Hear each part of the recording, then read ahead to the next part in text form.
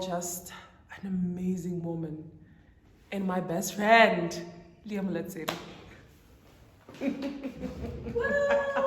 the crowd cheers.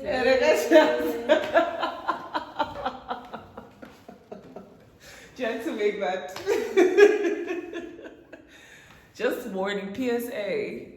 This is gonna be an episode filled with laughter and maybe tears. I hope no tears, but No tears. there will be a lot of laughter. But anyways, I left her for the last episode because I knew that one, we know each other way too much, and two, she's a woman that, I mean, she has my soul. I admire her for her essence and everything. So, Leah. Yes, ma'am. Other than me and my biased version of everything, please introduce yourself. Tell us a bit of like what you've been doing, who you are. Let Maono community get to know you. Wow, that's loaded. Anyway, so my name is Leah Molatseli. The end is spelled with an L, so just correction, I'm Sutu. It sounds like a D, so Molatseli. I feel like I always have to say this. Okay, congratulations to you. People won't know. So it's Molatseli. Anyway, so I'm a lawyer. I studied at the University of the Free State. Always wanted to be a lawyer. So I'm like one of those people. Ellie McBeal. I was like, girl. Oh, Jesus. The practice, I'm there. She was so messy though. I know. And then, that's how I fell in love with the law. And I decided, tiny age, I want to be a lawyer. So I think I was like, back in my day, we'd call it standard 1. So I think that's like grade 3 now, the new ones. I decided I wanted to be a lawyer. And one of the things that I learned through the fellowship where we met was that one of my biggest strengths is strategy. I didn't realize it, but when I was that young and I decided I wanted to be a lawyer, I immediately took things from society that defined a lawyer. Oh, you need to be smart, so you study. Study hard, study. Oh, you need to be articulate. Let me take up public speaking. Took up public speaking. Lawyers are perceived to be leaders in society. Let me fight to be a prefect. Let me fight to be a head girl of my high school. But in any event, I went on to study law and got admitted. Yes, of course you did. I got admitted when I was like 24. And then, look, unfortunately, I'm ambitious. I don't know. That's not unfortunate. Guys, as a woman, that's not unfortunate. That's actually a great thing. Please, It's one of those things. I'm extremely ambitious. So when I got admitted, the goal was when I reached 30, I needed to be a director of a company. It didn't matter where, whatever, but 30, you need to be director. So after I got admitted, I went through the ropes, blah, blah, blah. But then there comes a point in your life when you're like, oh man, you and I cannot be in the same room and make decisions. So beyond my own reasons of being a mom, because let me let you breathe, because my follow-up question is actually gonna touch on that. It's gonna touch on that. And my next question to you, although I know most of it. You know everything. I know. I know most of it. But again, as you grow, as you learn other things, you actually acquire new elements that back up your origin story. So my next question is, what made you? What motivated you to become the person that you are today? What's your origin story? Maybe we could call it a villain story. A villain? Why are you a villain? Jesus Christ. I don't know. It sounds jokish, but when you're a woman and you're ambitious, you're never the nice one. automatically people assume that you are something that you're actually not. I remember going to an event, it was full of female advocates, because I come from Free State in Bloem. And they had read my bio, everything, right? Told them whatever, I went there to give a speech, great. After the session, one of the advocates said to me, like we were having a conversation and I shared that, hey, I'm a mother. And she's like, oh, now I can relate. Because it was real. You know? Yeah. So there's always, and I mean, even Sheryl Sandberg, former CEO of Facebook, I love her. There's an exercise where she did around how success for women is perceived in a negative light versus success in men, automatically. So, villain story coming back. My villain story has always been my children. Notwithstanding the fact that I've always been very ambitious. So for me, it was around creating a world that didn't look like my childhood. And funny enough, people have this perception that mothers, they don't work or they're lazy or whatever. We are probably the biggest, we have our own intrinsic motivation. You can be motivated by external stuff, but what really will drive you, even in the lowest of your lowest, is your intrinsic motivation. And mine is my children. So my origin story, literally some of the most crazy professional careers I've made has been because of the kids. Well, we can argue with that, and especially some of us with no kids. We can argue that, but I can understand. Of course, I was raised by a woman. Even though the man was there, but I was raised by a woman, and I saw how every decision that she made until this day, my mom, and you know my mom, she's like almost 60, but every decision that she makes, it's because of us. Yeah. And not babies anymore, yes. Other than Junior. Yeah. But we're all like grown ups, we have our families, we have our lives, but every decision she makes is to make sure that we are okay. And that I understand from a different perspective, but I do understand. Let's go to the professional side of things, which is bombastic side eye. Sorry, not sorry. Go on.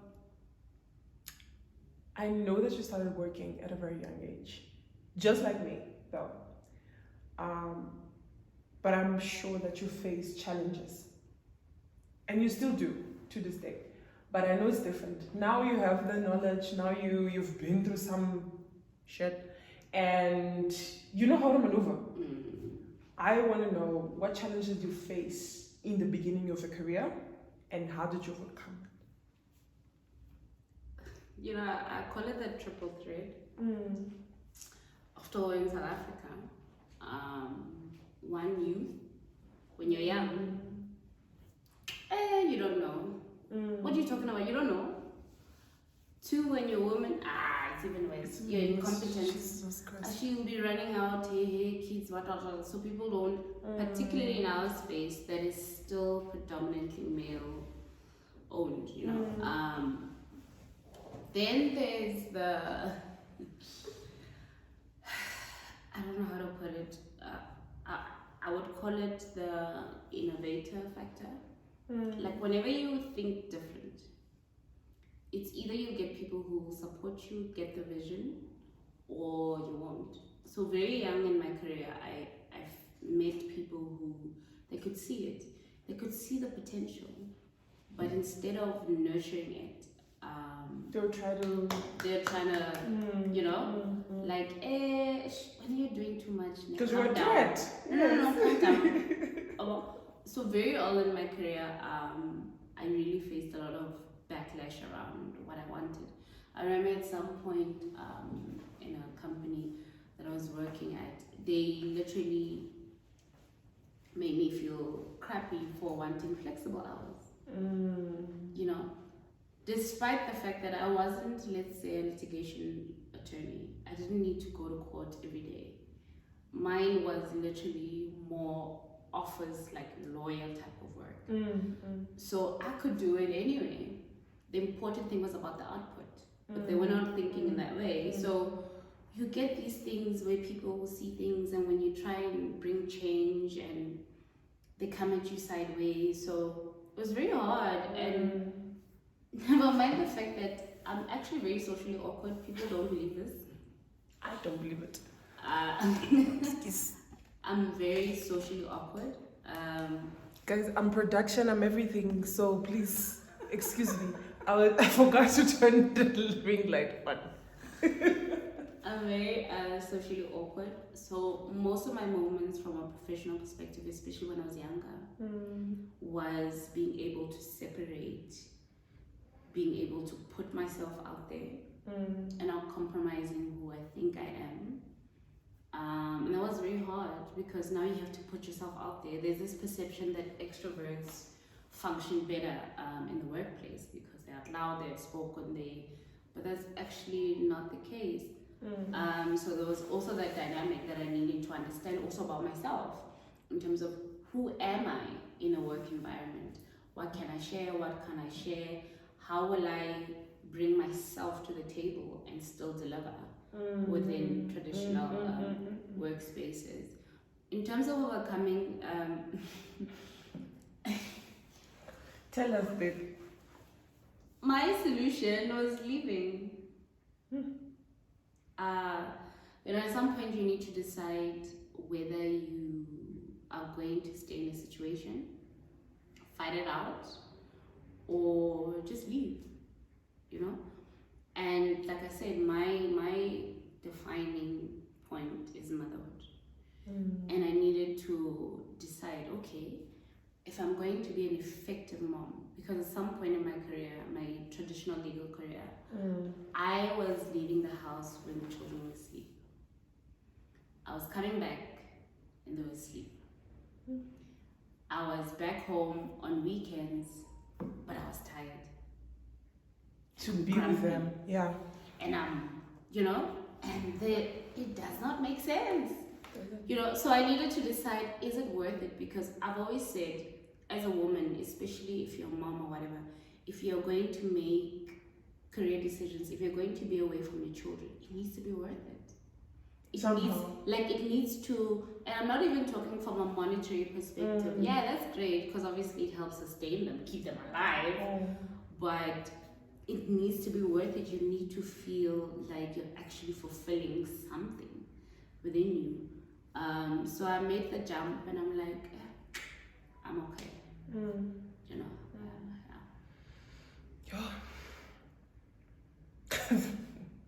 Here's the thing, guys, and I'm being honest. I know her and better than anyone.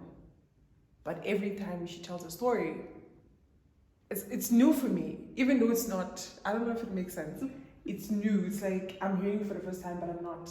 But because you overcame it, and I think so gracefully, that what make people like shocked every time you tell your story. Because how are you still standing?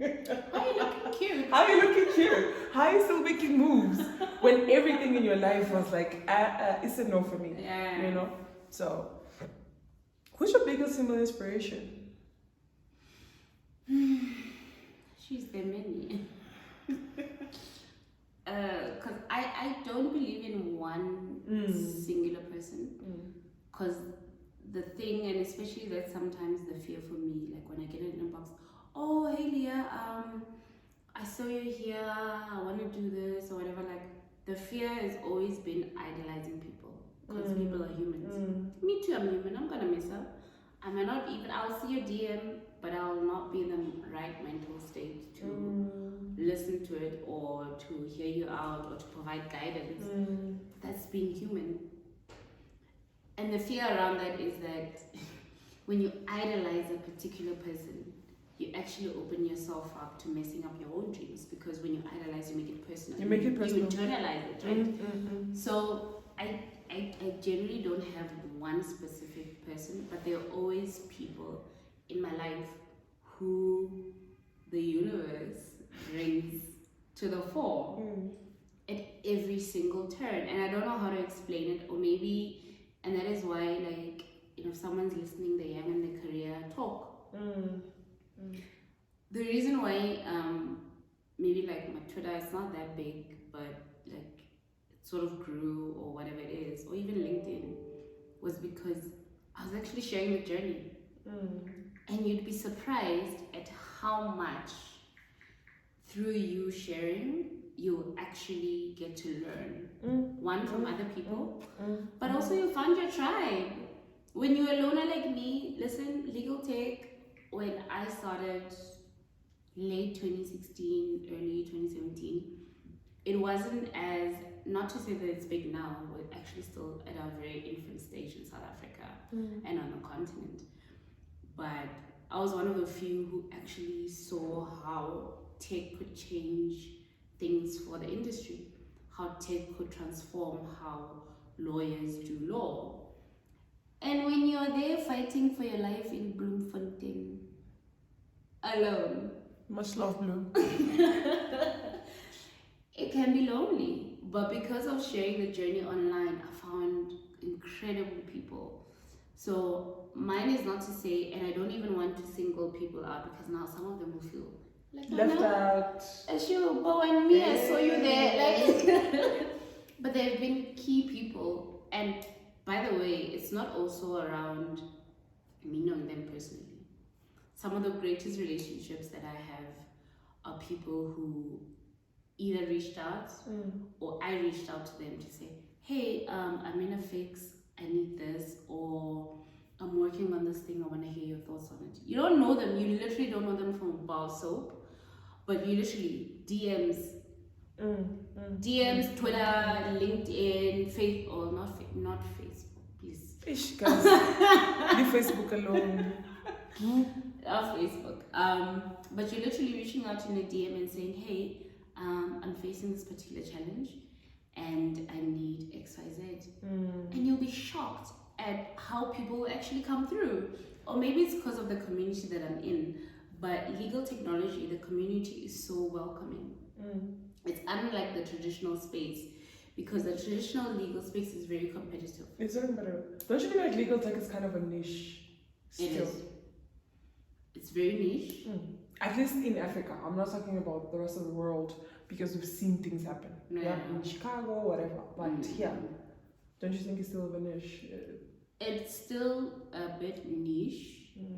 And it's still a bit on the outskirts. But having been in it like literally since 2016 or so, the transition has been beautiful to watch. From being a loner to, hey, what am I doing? Keep in mind you're a woman, you don't have connections.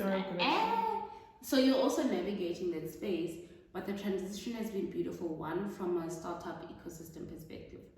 So you find that there are more startups right now than there were back then. That's true. So people are taking chances on themselves.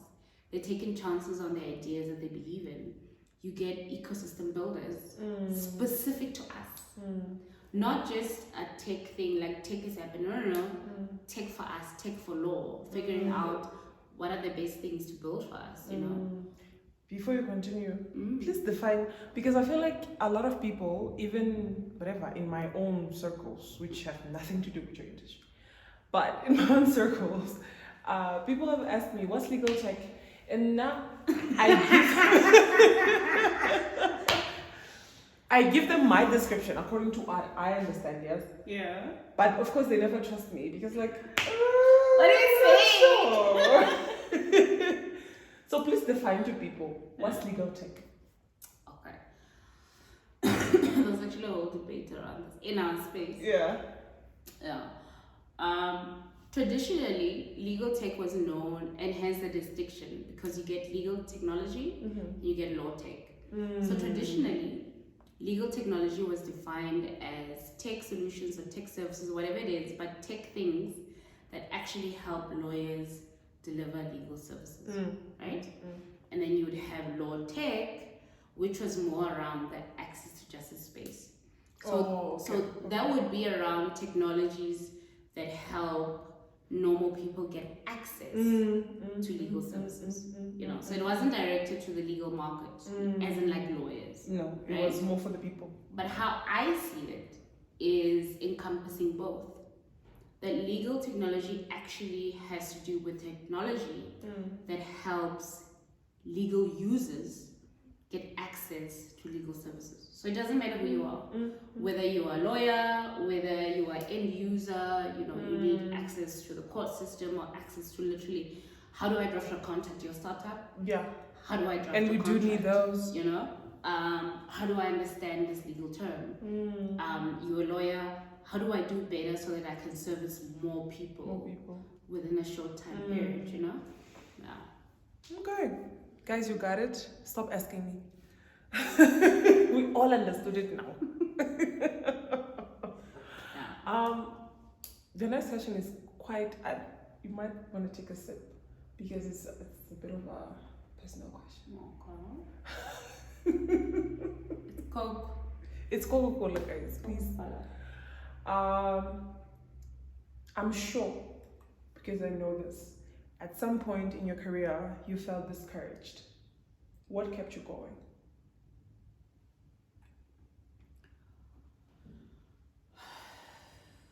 You know, like I said, I knew for a very young age I was gonna be a lawyer.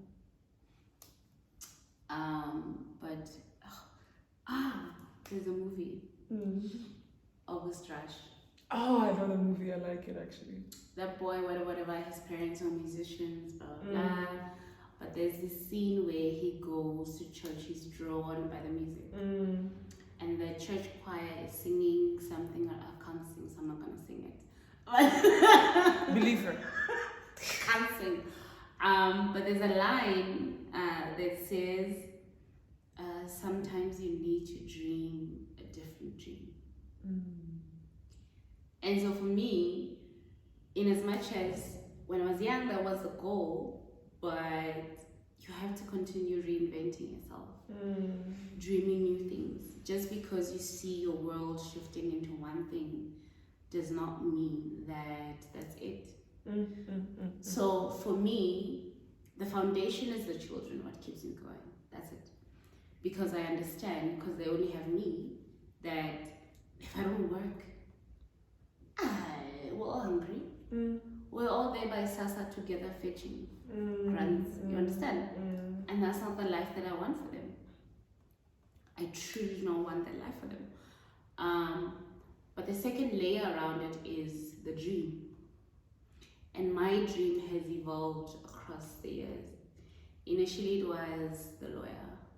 Then it was, let me start a startup. Entrepreneurial vibes. Entrepreneurial vibes, right? But then at some point I needed to redefine what that looks like for me. And mine was more impact driven. It was around, how can I drive impact on the continent and just not in South Africa or in Bloem, about legal technology and the importance and how it can actually drive change for normal people, for normal lawyers, in terms of how they function in order for them to do better. So mine was constantly dreaming a new dream in order for it to make it work. I mean, right now, I'm in corporate, I'm in my corporate Betty era. We see it every day. Follow her on TikTok, by the way. I'm in my corporate Betty era, and it doesn't change the end goal. The end goal is legal tech. It's always, you've been very consistent. Literally, the end goal is legal technology. Whether I do it as an entrepreneur, whether I do it in corporate, whether I do it in my speaking engagements, or whether I do it in writing. By the way, I have the tea. Go to Juta. Go to Just buy the Juta. book, guys. Buy my book. That's all. It's not even expensive. Just buy the book. Go to Juta. Search Leah Molatseli. You'll get the name here. And then you'll find my book. Buy it if you want to understand what one legal tech is, or what's happening on the continent, around the startups, the ecosystem, or even if you want to get into the space as a technologist or as a lawyer, whatever it is, or as a university teacher course on legal tech, you have a book. you have a baseline to teach it on. Legal tech startups and innovation, guys, Or couldn't be contact more literal than this. Literally, or contact me, I'll teach. But yeah. Okay, now you touched on the subject, and this is off script, Jay, because you know I have my questions. It is. It's off script. It's very off script. Okay, we met, and that's a long story, so we're not gonna tell you today. No, we won't. There were wheelchairs involved, crutches involved, hospital visits involved. Let's leave it. Go on. Oh, in another country, but go on. Not continent. Continent, another continent. But anyways, it's been like 5 years, and I mean the most beautiful 5 years of my life. And we met on a stage where we were both doing the same thing, ish, right? The same fight. Yay! If I'm an entrepreneur, you know what I'm talking about. We're all fighting. No, you know it. And we connected. But then now, and mind you, you led a very successful startup, in my perspective. And not because I'm your friend or anything. You really led a startup to its like prime years. You did. And then you decided to transition back to corporate. What was it? And how was that transition? What made you jump? Because in entrepreneurship, you have the freedom, you have the authority, you have your own. It's just you, Jay. And then corporate, you have to abide by rules and stuff. What made you transition? And how was it? I think the biggest thing for me, like I said, I had them babies at 19. So at some point, in as much as we were rolling or whatever, I don't think, and I'm being very candid about it, I don't think, one, I had enough strength. Secondly, I had the right skill set as a founder. And this is why it's so critical from a leadership perspective. I always say this. This is why even big companies, they transition, they change CEOs. Because you need a different vision, you know? And I don't think at that particular moment in time, I was in a position mentally, expertise-wise, also personally, to continue the journey. And I literally came to a decision where I had a whole conversation with myself around, Leah, do you want to continue with this? One, the fear is, you know the journey, so it's harder. Once you know it, the thing about starting things from scratch, especially if you don't know, you don't know. You don't know what you don't know. You don't know what to expect. You don't know what to expect. So the journey is actually easier versus being a second-time founder. It might be easier in the sense that you are aware, but it does not mean that it's easier, because now you know the fear. You understand that, oh crap, if this doesn't work, I must decide the money that I'm going to get in. Do I reinvest it back into the business, or do I buy food? And that's a conversation I was no longer ready to have with myself and for my children. Because you have to decide, man, are you do you want to feed your children? Or do you want to keep living the dream? Or do you want to fight for the dream? And that's why I reinvented myself around, listen, the end goal has always been amplifying legal tech on the continent. So you don't have to struggle in order to do that. So the transition for me was really easy. Hey, my guy, you know my guy, my current boss. Literally on a Sunday in August, on a Sunday in August 2021, I reached out to him on LinkedIn. Hey, I'm transitioning out of startup life. Do you have anything there by you? Just like that. Just like that, I attached my CV. He replied, oh, okay, let's meet. He thinks I'm in Cape Town because I lecture also at the University of Cape Town. Me, I'm like, oh, sorry for you. Me, I'm in Bloom. It's closer though. It's literally closer. He's like, Bloom? I'm like, yes. Cool. How have a conversation. I think him and I individually meet the Thursday. Teams. The Tuesday. On Thursday, I meet with him and the group CEO. I get the job. Of course you did. Friday, we sign. The following week, I'm flying to Johannesburg. Hey, blah, blah, blah. I'm in. The transition for me, and I think he's made it so effortless. Because, and this is also a lesson, so if there are people who are starting businesses, please have a listen. What are you doing? You need to get the best people for what you do, but also own your thing. Own it. Be confident enough to allow them to do what they do. So for me, the transition, because remember, you come from a startup life where every decision is on you. And in my natural state, I like controlling things. I like control. So the transition for me was easier because of him and the type of leadership that he gave. Because he gave me leeway. They didn't have a business development department. I started it from scratch. So it's that level of freedom. It gives you that high of literally a startup, of building systems up, building things from scratch. And even in terms of what we're building, we're literally 40-year-old company, but you're building new products. So it has that startup feel where I need to be in that moment, in that space, connecting with people, building systems, connecting internally with the business, but shouting out into the world, and then just keep it moving. So the transition was easier because the environment allowed. I don't think I would have been happy if I had found a boss or an environment that didn't allow me to be me. I am very much still me. I'm very much still talking about myself. I remember one of the biggest things I told them in that Thursday interview with the group. I'm like, hey yo, I'm not gonna stop speaking. I'm not gonna stop lecturing. I'm gonna keep doing me. I'm gonna keep doing me. So when you must decide, it's up to you. And that is the benefit that comes with owning your own truth and building outside of the traditional space. I don't think I would have had that confidence had I stayed in the traditional legal space to say, you know what, this is my knowledge, this is what I have to give, take it or leave it,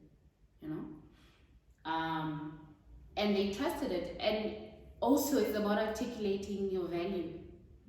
The biggest thing that we miss, whether in corporate, whether in startups, is communicating your value in such a way that the next person gets it, or your audience gets it. So I needed to showcase, to say, listen, yeah, I've done this, but understand, for business development, my skill set is around marketing, I get it. It's around brand awareness, you see my followers. It's around industry knowledge, I wrote a book. It's around thought leadership. Listen, like you understand, it's about communicating what you've done and being able to understand your own skill set. So do a skills audit. What do you have? Assessment, what do you do? A skills audit. This is what I have, and be able to communicate it. Being able to articulate your feelings, your value, is probably one of the most underappreciated skills that anyone could ever have. Because we live in a world where HR will get a job spec and it needs to fit blah blah blah blah blah blah. But we're not in that space anymore. We're not. Because think about it, a couple of years ago, social media was not a big thing. Like we didn't 5 even years have ago? No. We didn't even have like job specs for social media. But now social media drives the conversation. So there's an inherent responsibility on you to literally, and that type of level of confidence can only come from you really saying, this is who I am, this is my skill set, this is what I know, this is what I bring to the table, in order for you to communicate to the next person to say, trust me.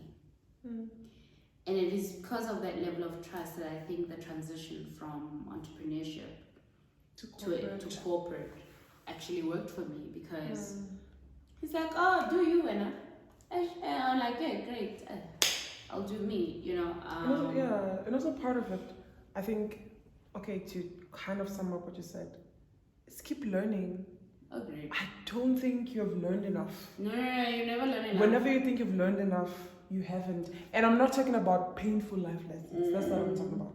I'm talking about you need to know how to do everything. Yes. But there's always Google. There's always Google.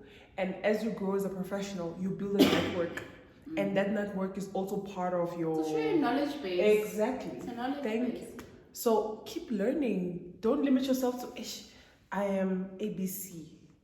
But what if tomorrow life demands you to be on point C?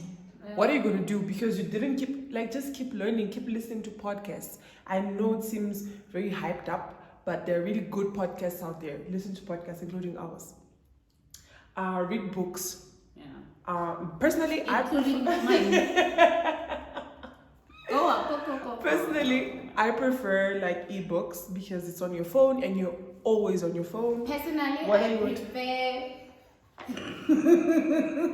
physical books. Oh, yeah, that's physical books. You can highlight. You can read at your leisure. Actually, in aesthetics, man, just for the gram. Yes, read the book. Yeah. Go to events, and when you talk about networking, yes, it's because you want something. But most of the times you're going to learn something that you didn't even know you needed to learn. Agreed. And whatever you learn actually stays on your mind. You don't need to use it right away. But you learn it stays in your mind, and whenever you need it, it's there. So it's not enough. But more than anything, provide value. I think one of my biggest challenges, I actually even posed this a couple of years ago, because I was having a challenge in terms of connecting people. And I'm like, how do I connect to people without seeming like I want something from you? Exactly. We all know it's an exchange. We all know this, right? Oh, it's supposed to be an exchange. No. It's a definite. Yeah. Jessica, if I meet you, I want something from you. Literally. There's what's this? I forgot it. I think it's something theory something. Theory game, or the game of theory, or whatever. But in any event, it's around the concept that there are certain things automatically that you will want from a situation or a person. So when I posed that question, one of the people who replied on the tweet was like, no, but show value first. That's true though. Show value. Yeah. You can't come into my space and say, ask for something. Leah, I want no. For what? Hey, we're going through a lot. We're also going through something. Just because the world doesn't know it does not mean I'm going through a lot. That's true. Or I don't need a type of assistance. You might not know that when you reach out, you can actually drive value towards me. So it's also about demonstratable value. You need to be able to show when you communicate with someone. So it's literally not about, hey, I'm looking for. No. Hey, I'm looking for, but I feel like through this interaction, you will get X, Y, Z. Communicate your value, because honestly, whether we like it or not, we are unfortunately not all Mother Teresa. Whether we not would all, like, what you mean not all? No, I'm never. No, but it's actually being very unfair, honestly. Like, think about it. Especially because you're a woman. Think about how many people are asking for things, but literally asking for things. So what are you bringing to the conversation? Are you adding something to my type of expertise? And by the way, don't minimize your expertise, because I think the biggest thing, for example, my biggest thing was like I didn't know what I was bringing. And that's scared. A very common thing though. I was so scared. And then when I internalized it, I'm like, Kelly. Not a lot of people are actually having conversations. Not a lot of people are creating content around African legal technology. That is your value add. That is your USP. That is the differentiator that you can bring to the global conversation. So literally, it's a lot of internal work that not a lot of people are willing to do. They think it's only limited to like personal stuff, but unfortunately, if entrepreneurship, me personally, taught me anything, it'll stretch you. It stretches Emotionally, spiritually, Oh, whatever hallelujah. that It exists. really stretches It will literally stretch you. So it's literally doing a lot of internal work and understanding what is your USP. What is it that you can give to the next person that when they have a conversation with you, they're like, oh, I learned something new. So literally understand your USP, your value prop. It'll make the conversations better. It'll make the networking, the growing your base much better. We're almost that time where I have to end this conversation. Otherwise, we can go for days. Yes, we are. Jesus. That's too quick. Anyway, so it was. Yes, it was. Go on. But anyways, don't worry, we're not done yet. But we're getting there. What's your quote? What's the quote that keeps you going? That you always remember, like, yeah, and it keeps you going. With two. Oh. But Okay. you should know this. Okay.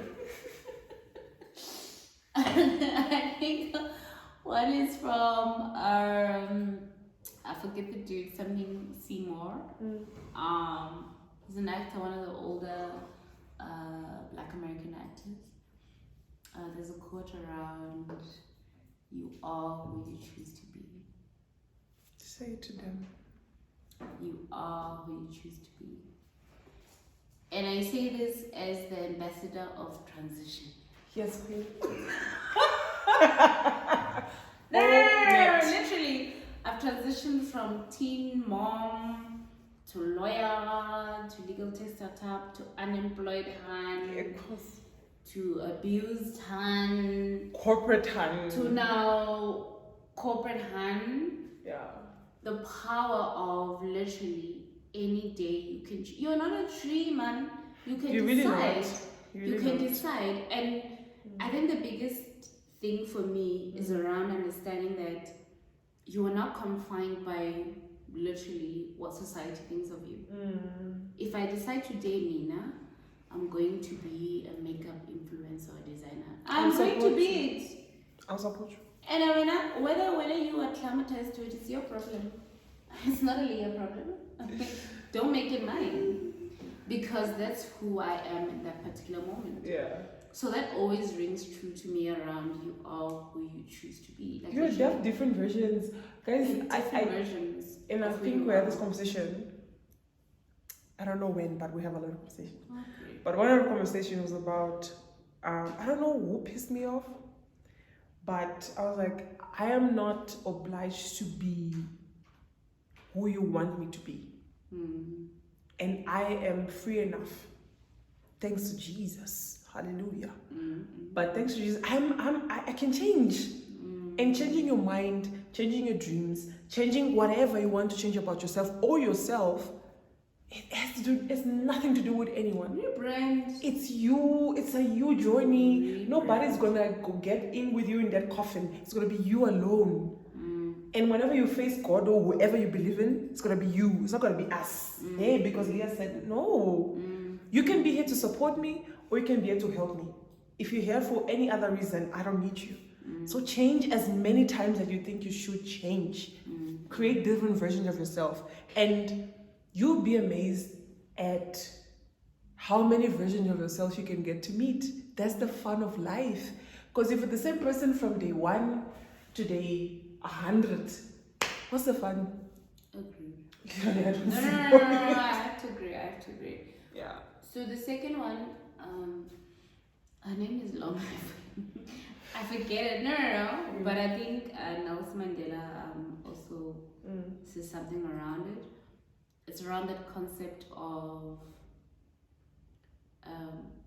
who are you scared not to be, or who are you afraid of not to be? Around the fact that you playing small does not play the world or serve anyone. It is not enlightening. It was some white lady. I told you, I forget the name, but he also shared at some point. Yeah. Like, it does not serve the world for you to step into a room and for people not to share. And be small. You know, it doesn't serve you to be small. It doesn't serve you to be tiny. And this is why I live my life as Harvey Specter. Harvey Specter? My crush? Yes. In 100. You know, most people live their lives here. Yeah, the average. As you say, live it here. And I operate here. And that is why, to the world, it seems like Leah is doing a lot of things. Hey, she's employed, she's a writer, she lectures, she's a public speaks, speaker. She travels, she does, she's a mother, she's Here's the thing. I feel like you have a problem, that's a you problem. But for me, that's how I live. Around owning every single moment, living life at its fullest and experiencing it. Because otherwise, if you're living average, who gave you a schedule of when you're going to leave this earth? Please, let's be honest. Agreed. No, let's be honest. Who gave you a schedule? Like, Leah, you have 60 years to live. So then you know how to pace it. Who gave you that? No one gave you that. Tomorrow, if something happens, I'm reaching that age, guys. If something, if something happens, I mean, you need to decide, like, what is your legacy? True. What are you leaving behind? I mean, I sort of have an indication around, hey, we'll miss her. Hey, one of the forefront fighters of legal technology on the continent. I sort of get it, right? But I'm not done.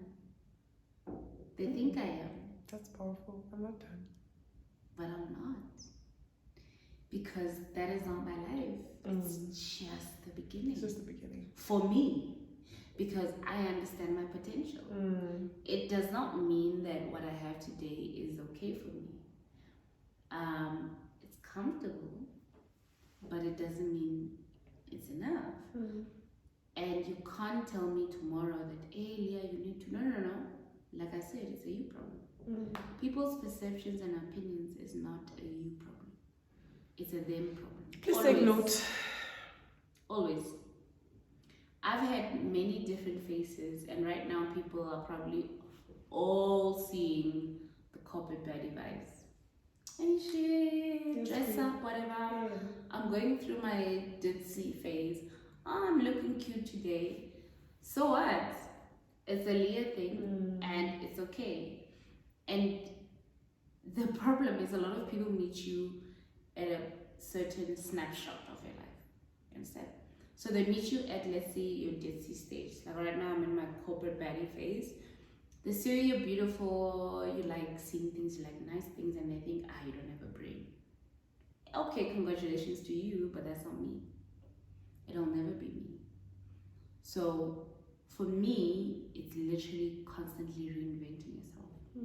I am in constant competition with myself. No one else.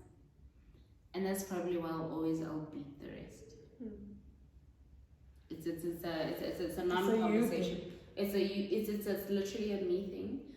And that's how you beat the game. That's how you beat the system. Because you're always focused on your own thing. Because you're always focusing on your own thing. You're always focusing on what's my next move, what's my next hustle, what's my next revenue add, what's my next network win, what's my next. Because I have this unfortunate thing. Every year I do a reflection. Because obviously my birthday is in January. So every year I always get a panic attack because I need to understand, what did I do, man? I've been there. It's real. It's really a panic attack. No, but what did I do with my life this year? You know? But it's important from a network perspective.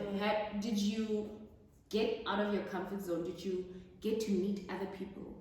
Did you experience different things? And this is why I particularly love traveling. Did you experience different things? Did you learn a different skill? What did you do? Basically, what she's asking is, what did you do? What did you do with your life? That is new. That is new. And this is my thing, man.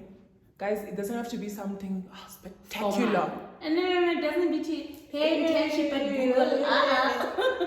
Not even if it's a mistake, even if it's a failure, you need to ask yourself, is this new in my life? And what did I learn from it? What did you learn?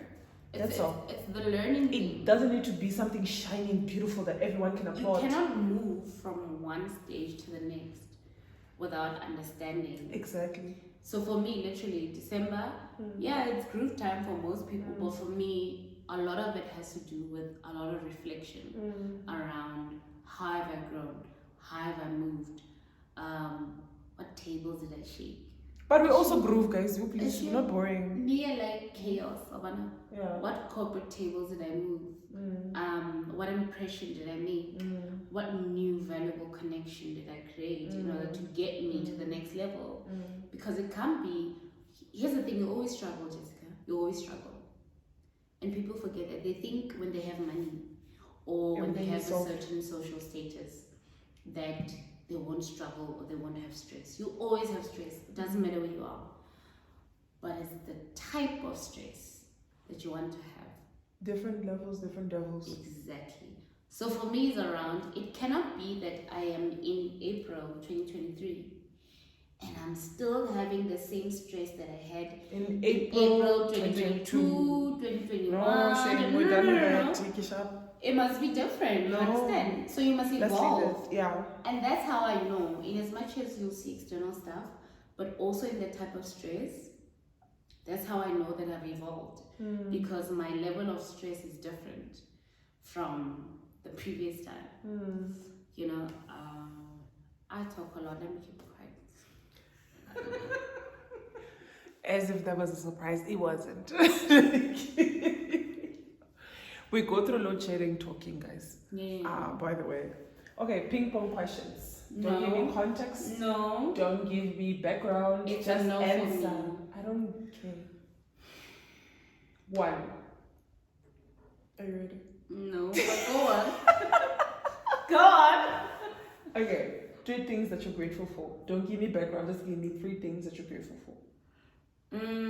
My babies. Yes. God. Yes.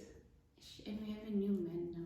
Yeah, that one too. I know. Yeah, that one.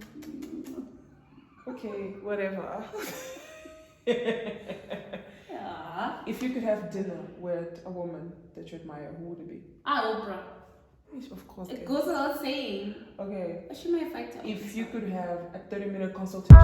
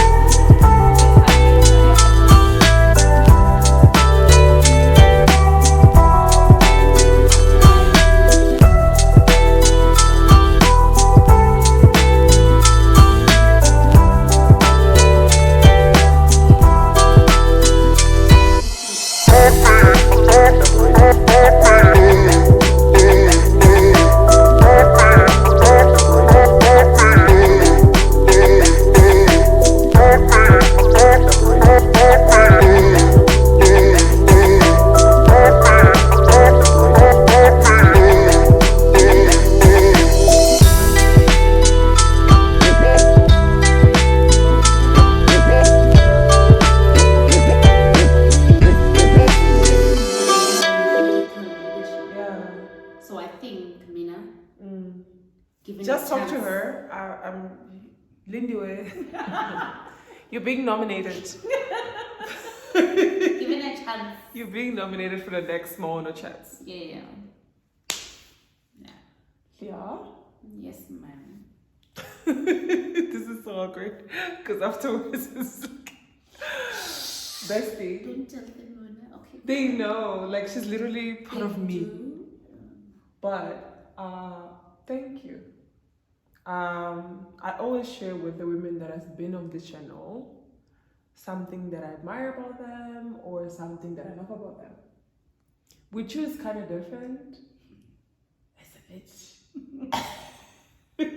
Goes deep. I love you. And when I say that, I just don't say it. I love you. You are that sister that I didn't know I could have, but God gave me one. And he could have done better. Really? I'm joking. I remember this. No. You're that sister that I needed in my life, and I didn't know I needed a sister because I always, like, I was just doing myself alone, and that was okay. But you came in and you took over. And I appreciate you for who you are, for the kind words that you've given me, for your love. In times that I know it wasn't easy for you, you love me. And every single day I know I'm in your mind somehow. When you see an opportunity, hey, she'll just be doing the most.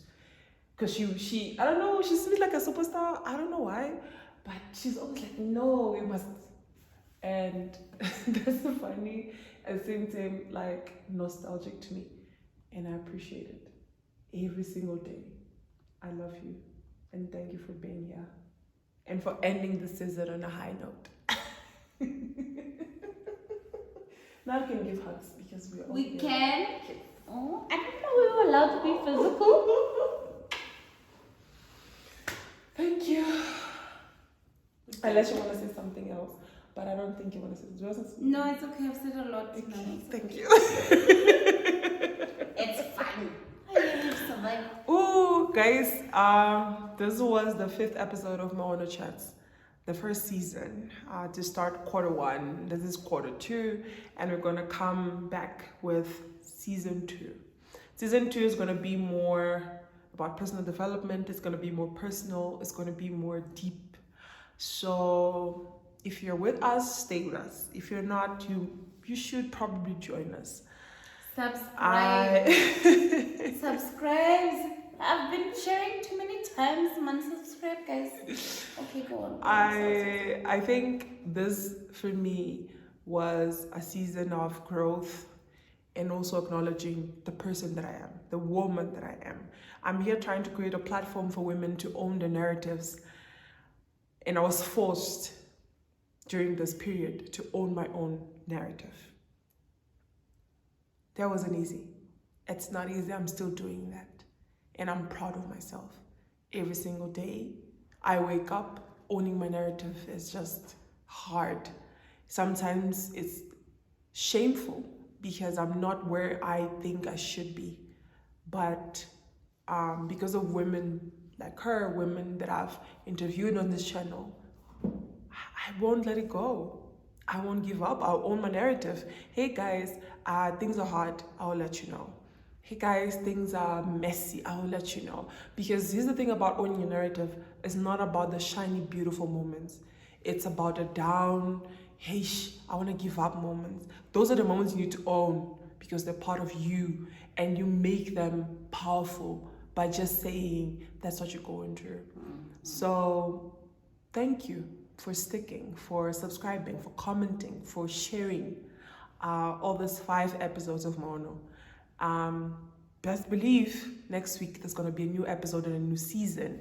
I'm your host, Jessica Manyisa, and thank you for tuning in. I love you. Make sure you subscribe and share. I love you so much. Please own your narratives. Namaste. I'm tired. I need to pee.